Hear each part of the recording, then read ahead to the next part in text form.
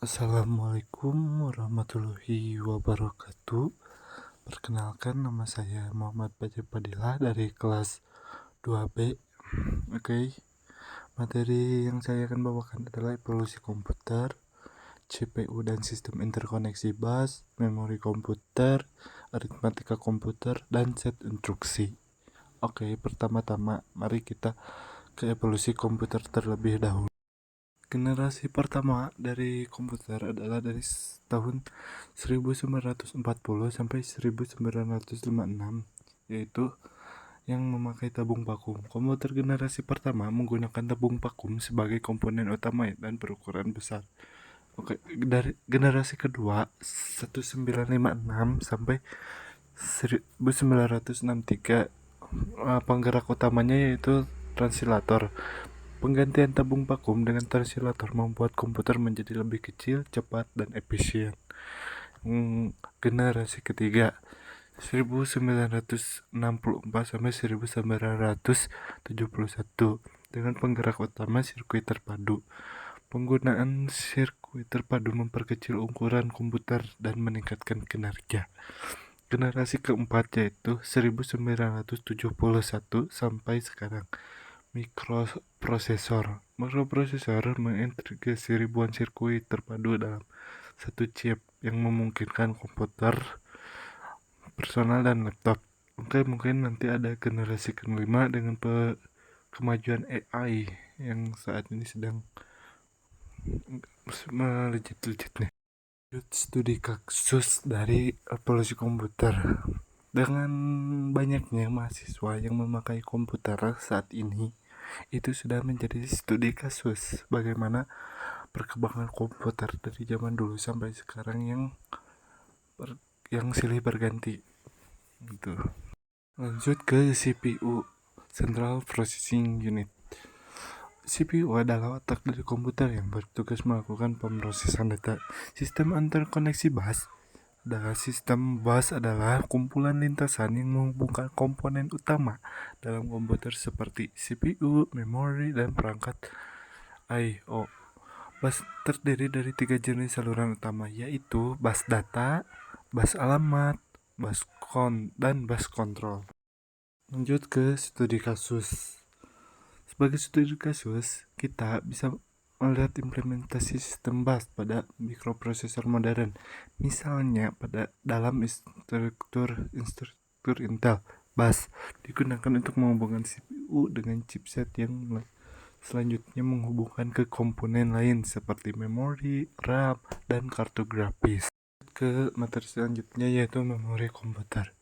Memori komputer adalah komponen penting yang berfungsi sebagai penyimpanan data dan instruksi yang digunakan oleh CPU. Terdapat 2 jenis utama memori, yaitu volatile memory atau RAM. Memori ini memerlukan daya untuk menjaga informasi yang tersimpan. Yang kedua adalah non-volatile memory. Memori ini dapat menyimpan informasi bahkan ketika tidak ada daya. Contohnya termasuk RAM, VRAM, FRAM, EEROM, dan flash memory. Kasus yang saya ambil dari memori komputer ini adalah memori forensik yang menggunakan metode live forensik untuk mengidentifikasi aktivitas cybercrime. Dalam kasus ini, memori komputer dianalisis untuk menemukan bukti aktivitas ilegal yang mungkin tidak tersimpan di dalam penyimpanan lainnya. Ini menunjukkan pentingnya memori dalam investigasi digital dan keamanan cyber.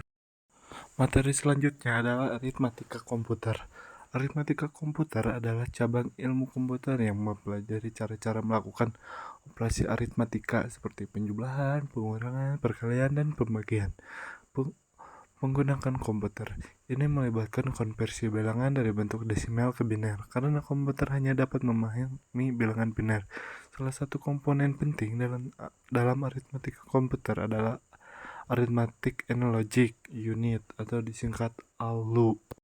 Studi kasus yang saya ambil dari aritmatika komputer adalah pembuatan program kalkulator. Karena di dalam kalkulator ini terjadi penjumlahan, pengurangan, pembagian, dan perkalian. Kalkulator yang saya maksud di sini adalah kalkulator digital yang memerlukan program komputer. Ini adalah materi terakhir yang saya bawakan, yaitu set instruksi. Set instruksi atau instruction set arsitektur atau disingkat ISA adalah kumpulan kode biner yang diimplementasikan dalam prosesor. ISA mencakup jenis data, instruksi, register, mode, pengamatan, dan lainnya.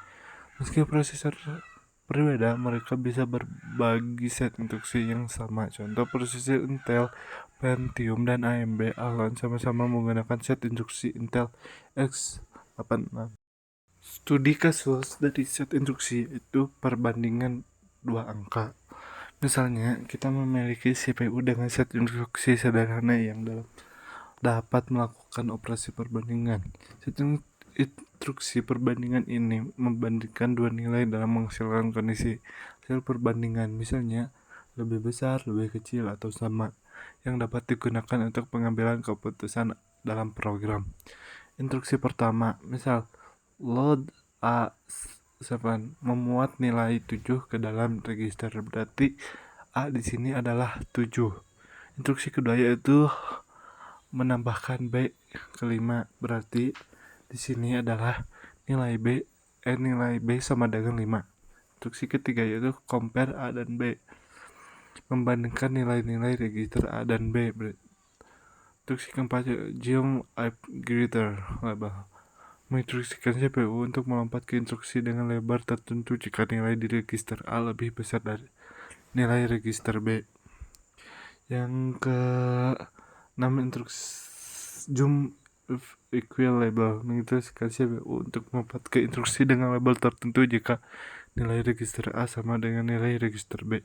Dalam studi kasus ini, set instruksi CPU sederhana memungkinkan CPU untuk membandingkan dua angka 7 dan 5 dan mengambil keputusan berdasarkan hasil perbandingan seperti melompat ke instruksi tertentu berdasarkan kondisi perbandingan. Mungkin sekian presentasi yang saya bawakan untuk UTS Arkom ini. Tidak banyak materi yang saya bawakan mungkin dan tidak kompleks. Mohon maaf. Untuk itu saya izin pamit diri. Assalamualaikum warahmatullahi wabarakatuh.